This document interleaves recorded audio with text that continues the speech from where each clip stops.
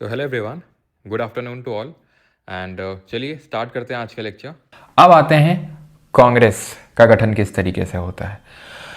तो कांग्रेस जो भारत की सबसे पुरानी पार्टी है, ठीक है, ये एक ब्रिटिशर के द्वारा बनाई गई थी। जी हाँ दोस्तों, ये रहा वो Britisher, Allan Octavian Hume. Allan Octavian Hume, इसको फादर ऑफ इंडियन ऑर्निथोलॉजी बोलते हैं, पक्षी विज्ञान का पिता बोलते हैं भारत में। पक्षी विज्ञान का, हाँ, ये एक पक्षी वैज्ञानिक था, ऑर्निथोलॉजिस्ट था, और इसी ने ही जो एलीट इंडियंस हैं, एजुकेटेड इंडियंस हैं, उनको काइंड ऑफ क्लब टुगेदर किया to form a political party so as to present their demands before the Britishers. अपनी जो मांग है वो ब्रिटिशर्स के सामने रख पाए इंडियंस, तो इसलिए एजुकेटेड इंडियंस की इन्होंने एक पार्टी बनाई 1885 में, 1885 में इन्होंने बनाई। किसने? एलन ऑक्टेवियन ह्यूम ने, एओ ह्यूम इन शॉर्ट। पहला सेशन जो है उसका पूना में होना था, लेकिन वहां पे प्लेग फैल गया, ठीक है, प्लेग फैल गया, जिसकी वजह से जो वेन्यू है उसको चेंज करना पड़ा, और ये हुआ पहला सेशन गोकुलदास तेजपाल संस्कृत कॉलेज है बॉम्बे में, वहां पे सेशन होता है, और 72 लोगों के द्वारा इसको अटेंड किया जाता है पहले सत्र को। Were only 2 Muslim members and no women participated, यानी कि 2 मुस्लिम थे और कोई women नहीं थी इसमें। Immediate cause for the formation of Congress was Ilbert bill of 1883। जो 1883 में इल्बर्ट बिल कंट्रोवर्सी हुई थी, वो एक मेन कॉज था फॉर्मेशन ऑफ कांग्रेस का, फिर हम बोल सकते हैं इमीडिएट कॉज। जैसे कि हम 1857 के रिवोल्ट में पढ़ते हैं कि इमीडिएट कॉज क्या था 1857 के रिवोल्ट का, that was the use of greased cartridges in Enfield rifles. उसी तरीके से ये इल्बर्ट बिल कंट्रोवर्सी हुई। What is this controversy? Ilbert bill controversy.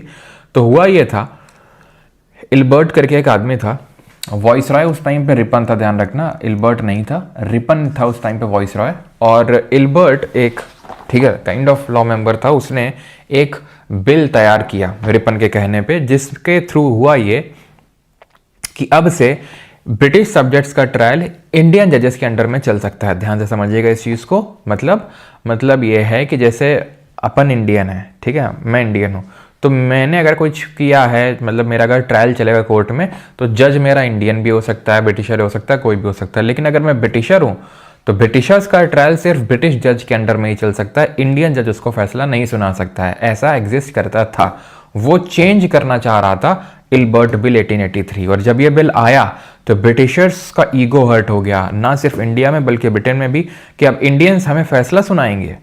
तो इस चीज़ ने ये दर्शाया या फिर एक्सपोज किया ब्रिटिशर्स की जो असली मानसिकता है, कि वो रेसिज्म के खिलाफ नहीं है बिल्कुल भी, इनफैक्ट वो अभी भी रेसिज्म में बिलीव करते हैं और वो ये मानते हैं कि हम उनसे ऊपर हैं। तो इस वजह से यहाँ पर इंडियंस में उसका यहाँ पे देखने को मिला आक्रोश कि भाई ये रेसिज्म को तो बिल्कुल सपोर्ट करने में लगे हुए हैं। तो यहीं से एक्चुअल में माना जाता है कि इमीडिएट कॉज था for the formation of Indian national Congress.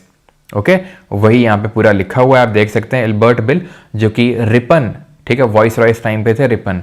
तो बैकलैश देखने को मिला ब्रिटिशर्स से, due to which it had been taken back and this expose the real face of Britishers to Indians. अब हम देखते हैं डिफरेंट जो थ्योरीज हैं with reference to the Congress. जब कांग्रेस बनी तो जैसे लाला लाजपत राय जी हैं, उनका ये मानना था, यंग इंडिया उनकी एक मैगजीन थी, उसमें उन्होंने ये लिखा कि जो कांग्रेस है वो सिर्फ इसलिए बनाई गई है सो दैट कि जो प्रेशर उमड़ रहा है या फिर प्रेशर बनता है इंडिया के अंदर, जो ब्रिटिशर्स के खिलाफ जो प्रेशर बनता है, उसको, उस प्रेशर को रिलीज कर दिया जाए कांग्रेस के थ्रू। कैसे रिलीज कर दिया जाए?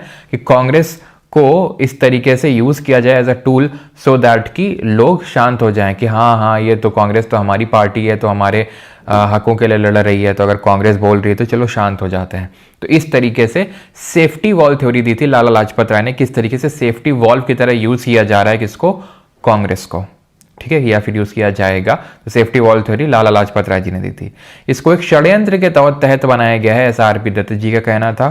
और इसमें बोला था कि lightning conductor theory Gopal Krishna Gokhale ने दी थी, कि तड़ित चालक सिद्धांत इन्होंने दिया था। किसने? गोपाल कृष्ण गोखले, जिनके बारे में हम पहले ही पढ़ चुके हैं कि इन्होंने सर्वेंट्स ऑफ इंडिया सोसाइटी बनाई थी। कब? जरा कमेंट में बताइए। और ये किसके पॉलिटिकल गुरु थे? तो गांधी जी के भी थे और जिन्ना के भी थे, ध्यान रखिएगा। और इन्होंने कब बनाया था सर्वेंट्स ऑफ इंडिया सोसाइटी? तो 1905 में, ठीक है। 1905 में इन्होंने ये बनाया था servants of India society. Then ये चीज़ ध्यान रखना, डफरिन उस टाइम पे वॉइस रॉय हुआ करता। सर अभी तो बता रहे थे वॉइस रॉय इरविन था, 1883 में इरविन था, ध्यान रखना, जब एल्बर्ट बिल आता है। उसके बाद जब 1885 में जब कांग्रेस बनती है तो Dufferin was the voice Roy और उसने कांग्रेस को फैक्ट्री ऑफ सेडिशन बोला, राजद्रोह या विद्रोह की एक फैक्ट्री कहा डफरिन ने कांग्रेस को। ये चीज़ आप ध्यान रखिएगा। लाइटनिंग कंडक्टर थ्योरी का मतलब ये होता है, मतलब उसमें एक जैसे ये नेगेटिव टाइप, नेगेटिव कॉनोटेशन है कि प्रेशर रिलीज करने के लिए कांग्रेस बनाई गई, षड्यंत्र के तहत बनाई गई। इसमें इनका मानना था जो गोपाल कृष्ण गोखले थे कि इससे काइंड ऑफ हमारी जो बातें वो ब्रिटिशर्स के सामने रखी जाएंगी, हमारी जो पॉलिटिकल डिमांड है, इकोनॉमिक डिमांड है, ये सब कांग्रेस के थ्रू रखी जाएंगी। ये है लाइटनिंग कंडक्टर थ्योरी, ठीक है। तो डफरिन की अगर बात करें तो ऐसे याद कर लो, डफर टाइप का आदमी था, ठीक है। और इसने क्या बोला कि कांग्रेस एक सेडिशन की फैक्ट्री है, राजद्रोह की। अब यहाँ पे हम इंपॉर्टेंट सेशंस देखेंगे, कांग्रेस के कुछ महत्वपूर्ण अधिवेशन देखेंगे। तो ये 4 सेशन है सबसे पहले इंपॉर्टेंट, पहले पे फोकस करते हैं। पहला वाला जो है इसको सेशन, जब ये मैंने बताया गोकुलदास तेजपाल संस्कृत कॉलेज बॉम्बे में हुआ था। इसको प्रिसाइड किसने किया था, हेड किसने किया था, वोमेश चंद्र बैनर्जी जी ने। किसने किया था, वोमेश चंद्र बैनर्जी जी ने। और इसमें 72 लोगों ने हिस्सा लिया था, 72 डेलीगेट्स अटेंडेड इट, 72 लोगों ने, नो वेमेन 2 मुस्लिम मेंबर्स। दूसरे सेशन पे आते हैं 1886 में, दादा भाई नरोजी जी ने प्रिसाइड किया था, कैलकाटा में हुआ था। 434 लोग आए थे इसमें, 434 डेलीगेट्स। यूजुअली जो सेशंस हुआ करते थे ये ईयर के एंड में हुआ करते थे, जैसे दिसंबर वगैरह के टाइम पे, ठीक है। चलो, और ये मेनली चीज़ का ध्यान रखा जाता था कि वहाँ का लोकल आदमी प्रेसिडेंट ना बने, बाहर का हो। जैसे आज नहीं, हमने पॉलिटी में पढ़ा रखा है कि जब गवर्नर को बनाया जाता है या फिर अपॉइंट किया जाता है बाई प्रेसिडेंट, तो इस चीज़ का ध्यान रखा जाता है, ये कन्वेंशन है कि वो उसी स्टेट का ना हो, ठीक है। दूसरा कन्वेंशन क्या फॉलो किया जाता है कि चीफ मिनिस्टर की एडवाइस ली जाए, लेकिन अगेन ये कन्वेंशन है, कहीं संविधान में लिखा तो है नहीं, तो फिर फॉलो भी उतना किया नहीं जाता है।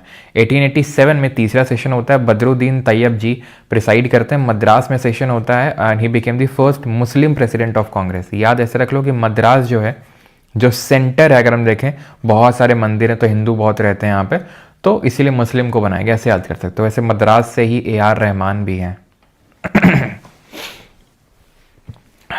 फोर्थ पे आते हैं तो 1888 पे ये होता है और ये इलाहाबाद में होता है, ठीक है, इलाहाबाद में होता है। तो ऐसे याद कर लो, अल्लाह मतलब मुस्लिम है, अल्लाह है यहाँ पे, मुस्लिम तो हो नहीं सकता यहाँ पे, तो फिर और हिंदू भी बहुत सारे हैं यहाँ पे, प्रयागराज, प्रयाग भी है, अल्लाह भी है, तो हिंदू भी है, मुस्लिम भी है, तो चलो क्रिश्चियन को बना देते हैं, क्योंकि अभी मैंने बताया कि वहाँ का जो लोकल बंदा है वो नहीं हो सकता है, तो वो वाला लॉजिक लगा के, ठीक है, हम इसको याद कर सकते हैं। ओके, चलो, तो अब आगे बढ़ते हैं। अदर इंपॉर्टेंट कांग्रेस के सेशंस देखते हैं यहाँ पे, जो अब बाकी इंपॉर्टेंट सेशन हुए, शुरू के 4 हमने देख लिए, अब हम बाकी देखते हैं। 1896 में ये कलकत्ता में होता है, जहाँ पे हमारा अभी इंपॉर्टेंट क्यों है, तो सबसे पहले जो हमारा नेशनल सॉन्ग है, जो राष्ट्रीय गीत है, उसको गाया गया था वंदे मातरम, जो किसने लिखा था, रविन्द्रनाथ टैगोर जी ने लिखा था, बंकिम चंद्र चैटर्जी ने लिखा था, अपनी जो नॉवेल थी उनकी आनंद मठ। और इस आनंद मठ में उन्होंने किस पर्टिकुलर रेबेलियन के बारे में बताया था, जरा कमेंट में बताएंगे। तो ये हमारा पहला नेशनल सॉन्ग जो था, देश का जो नेशनल सॉन्ग है, वो लिखा किसने था, बंकिम चंद्र चैटर्जी ने, लेकिन गाया किसने था ये इस सेशन में, रविन्द्रनाथ टैगोर जी ने गाया था, ध्यान रखिएगा इसको। 1896 का कलकत्ता में हुआ था ये। देन 1901 का भी कलकत्ता में होता है। Mahatma Gandhi participated in the Congress का session for the first time, पहली बार कांग्रेस किसी सेशन में पार्टिसिपेट किया था गांधी जी ने 1901 में, जो कि कलकत्ता में अगेन हुआ था। ध्यान ये रखना है, ये गांधी जी ने प्रिसाइड नहीं किया था, अध्यक्षता नहीं करी थी, सिर्फ इसके पार्ट बने थे, मेंबर रहे थे, ठीक है, सन्यासी, बिल्कुल ठीक है, सन्यासी रेबेलियन, यस, सन्यासी रेबेलियन जो है ये आपका है आनंद मठ में। ओके, ठीक है, सन्यासी जो रेबेलियन है। ऑलराइट, देन आते हैं 1905 में, 1905 में ये बनारस में सेशन होता है। अभी 1905 का इसलिए इंपॉर्टेंट है क्योंकि इस टाइम पे बंगाल में पार्टीशन हुआ था, बंगाल विभाजन हुआ था, जो बंगाल इसको पार्टीशन कर दिया गया था। ये आगे हम डिटेल में पढ़ेंगे, जो इनफैक्ट कल का सेशन है वो हमारा बंगाल पार्टीशन पे ही बेस्ड है। तो उसको सेशन को अध्यक्षता करी थी गोपाल कृष्ण गोखले जी ने, अगेन वही है जो हमारे पॉलिटिकल गुरु हैं गांधी जी और जिन्ना के। स्वदेशी मूवमेंट वाज फॉर्मली अडॉप्टेड है, तो स्वदेशी को सबसे पहले अडॉप्ट किया गया था यहाँ पर 1906। अगला सेशन यानी 1905, 1906, 1907, ये तीनों बहुत इंपॉर्टेंट है। बंगाल पार्टीशन हुआ तो स्वदेशी को एक्सेप्ट किया गया। अगला वाला दादा भाई नौरोजी, ठीक है। तो यहाँ पर अगेन थोड़ा सा हुआ क्या था ना, जब कांग्रेस बनी थी तो it was kind of dominated by the moderates. ना हु आर मॉडरेट्स, मॉडरेट कौन है? तो मॉडरेट वो हैं जिनकी जो सोच है थोड़ा सा इस तरीके की है कि भाई हम प्रेयर पिटीशन करेंगे, यानी कि ब्रिटिशर्स के सामने पीसफुल तरीके से अपने डिमांड्स को रखेंगे और उसके बाद अगर नहीं होता तब प्रोटेस्ट की तरफ बढ़ेंगे। एक्सट्रीमिस्ट जो थे, यानी कि जो एक तो नरमपंथी हो गए, एक गर्मपंथी। नरमपंथी मतलब मॉडरेट, गर्मपंथी मतलब एक्सट्रीमिस्ट। तो एक्सट्रीमिस्ट का ऐसा कहना था कि नहीं, अब तो जो है विद्रोह होगा, इस तरह का उनका था। और सीधे उनको प्रोटेस्ट में जाके ही तुरंत टॉपल करना था गवर्नमेंट को, ब्रिटिशर्स को हटा के आज़ादी लेनी थी। लेकिन मॉडरेट का क्या था कि नहीं, एकदम आज़ादी नहीं चाहिए हमें, ठीक है, प्रेयर पिटिशन के थ्रू अपने डिमांड रखेंगे और धीरे धीरे इस तरीके से अपनी डिमांड्स बनवाएंगे। देन 1907 का सेशन होता है। 1907 का सेशन अगेन रास बिहारी। सर मैं आपको बता दूं, ये 4 सेशन आपके लिए इंपॉर्टेंट है, अभी रटने हैं, ये अगले 2 भी अभी रटने हैं। इसके बाद वाले 5, 6, 7, 11 ये सब आगे देखेंगे, इन डिटेल में आएंगे। अब कांग्रेस के सेशन देख रहे हैं तो इसलिए इंपॉर्टेंट वाले हैं, तो इसलिए मैं आपको यहाँ पे बता रहा हूँ। 1907 में जो नरमपंथी और जो गर्मपंथी हैं उनके बीच में विभाजन हो गया था यहाँ पे, और सेशन को प्रिसाइड रास बिहारी घोष ने किया था। ये वाला आगे नहीं पढ़ेंगे, तो इसको यहाँ पे अच्छे से देखना है कि ये कलकत्ता में हुआ था, जहाँ सबसे पहले हमारा नेशनल एंथम राष्ट्रगान गाया गया था, जनगण मन। देखो अगर आप, तो जो हमारा पहला सेशन जहाँ वंदे मातरम जो हमारा राष्ट्रीय गीत गाया गया था वो भी कलकत्ता में हुआ था, और जहां पे नेशनल एंथम गाया गया वो भी कलकत्ता में हुआ, ठीक है। ऑलराइट, ये लिखा रविन्द्रनाथ टैगोर था, वहां गाया रविन्द्रनाथ टैगोर ने था वंदे मातरम, ठीक है। 1916 में ये लखनऊ का सेशन बहुत इंपॉर्टेंट होता है, इसको भी हम डिटेल में देखेंगे आगे। यहाँ पे होता क्या है कि मॉडरेट और एक्सट्रीमिस्ट में फिर से दोस्ती हो जाती है, ठीक है। तो जो हमारा रहमान डकैत है और जो ये कौन थे, एसीपी कौन थे, ये जो भी हो, तो इनके बीच में काइंड ऑफ फिर से एक रीयूनियन हो जाता है, ठीक है।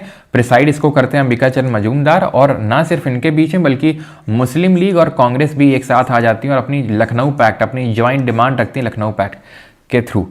17 वाला ये एनी बेसेंट ने प्रिसाइड किया था, ये भी कलकत्ता में हुआ। सबसे इंपॉर्टेंट, मतलब इंपॉर्टेंट इसलिए ये है बिकॉज ये पहला सेशन था जिसको कि किसी महिला ने प्रिसाइड किया, किसी विमेन ने इसको प्रिसाइड किया कांग्रेस की किसी सेशन को, ये वो है 1917 का। ये भी कलकत्ता में हुआ। जिस तरीके से 1896 कलकत्ता जहाँ सॉन्ग गाया गया, 1911 जहाँ एंथम गाया गया, जहाँ पहली विमेन प्रेस, सब कलकत्ता में हुआ है, ठीक है। 1924 गांधी जी ने पहली बार या फिर सिर्फ एकमात्र बार कांग्रेस के किसी सेशन को प्रिसाइड किया, 1924 में हुआ ये। 1901 में जो कलकत्ता में हुआ था उसमें गांधी जी ने उसको अटेंड किया था, अध्यक्षता नहीं करी थी। 1924 में उन्होंने अध्यक्षता करी थी बेलगांव में, यह अधिवेशन हुआ था कांग्रेस का। देन इसके अगला वाला जो सेशन है वो कानपुर में होता है और इसको प्रिसाइड करती हैं सरोजिनी नायडू। इंपॉर्टेंट इसलिए ये हो जाता है बिकॉज ये पहली इंडियन विमेन बनती हैं जो कांग्रेस के सेशन को प्रिसाइड करती हैं। एनी बेसेंट 1917 में कांग्रेस की पहली महिला अध्यक्ष बनती हैं, ठीक है, जो कांग्रेस की किसी अधिवेशन की अध्यक्षता करती हैं, पहली महिला, फर्स्ट विमेन। ये फर्स्ट इंडियन विमेन है सरोजिनी नायडू, ठीक है। ये पहली महिला गवर्नर, पहली महिला राज्यपाल भी बनी थी हमारी उत्तर प्रदेश की, ध्यान रखना ये, ठीक है। मतलब पूरे देश में कोई महिला राज्यपाल अगर कोई बना था तो सरोजिनी नायडू थी, यूपी की बनी थी, ठीक है। सुचेता कृपलानी पहली महिला मुख्यमंत्री बनी थी, फर्स्ट विमेन चीफ मिनिस्टर, वो भी यूपी की बनी थी। 1929 का इंपॉर्टेंट है, लाहौर में हुआ था जहाँ पूर्ण स्वराज का गोल डिक्लेयर किया गया था अगेन, ठीक है। देन 1938-39 से काफ़ी इंपॉर्टेंट हो जाते हैं, ये भी हम डिटेल में आगे डिस्कस करेंगे, लेकिन इन ब्रीफ थोड़ा सा शॉर्ट में बता देता हूँ।